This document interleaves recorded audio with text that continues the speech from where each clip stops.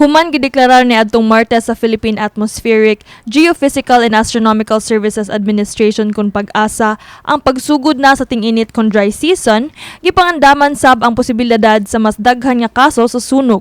Gani sa nakalabayng adlaw, sunod-sunod nga sunog ang narespondihan sa Cebu City Fire Department sama sa sunog sa residential area sa Guadalupe ug usa ka hotel sa Osmeña Boulevard. Ang maong establishmento na himutang duol sa nagpadayon nga gitrabaho nga Phase 1 sa Cebu Bus Rapid Transit kon BRT project.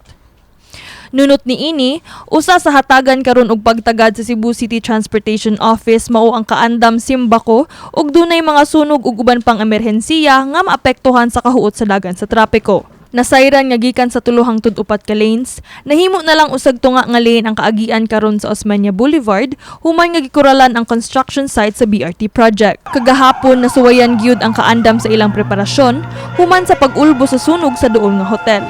Dali hinuon nga narespondihan sa kabomberohan ang sunog, sanglit gisarhan sa mga tugyanan sa CCTO ang mga dalan duol sa Fuente Osmeña aron mas mahatagan og kaagian ang mga fire trucks, ambulance o uban pang sakyanan nga pang emerhensiya. Gapon pag-alarm og na 10:70 kuan din ang nakasuod diri gipalapos lasa pero pag dito nitawag din ang nitawag din among kauban dito nga pasiradan lang ato i-divert lang padung nga sa basta diwa na palapsa nga ri ba kay di naman kalapos diri kay mga fire truck diri daghan na magayo ang perception niya to traffic ma'am kanang ang emergency mao gyud na unahon nato ato gyud nang taga-giveaway dayon ato nang hawanan kutos mahimo nga makagi dayon na siya.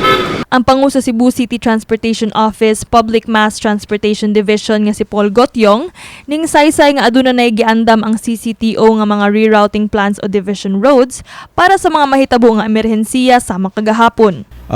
The traffic plan and the construction plan of the contractor kay i-divide siya into smaller sections. One of the reasons ana niya is if you notice ang landscape sa Cebu City dugol kay atong intersection. So we need to have smaller work areas so that in cases of emergencies or anything, pwede ta maka-divert diretso sa traffic, and I think it worked. Kini si Queenie Holigon alang sa My TV Cebu.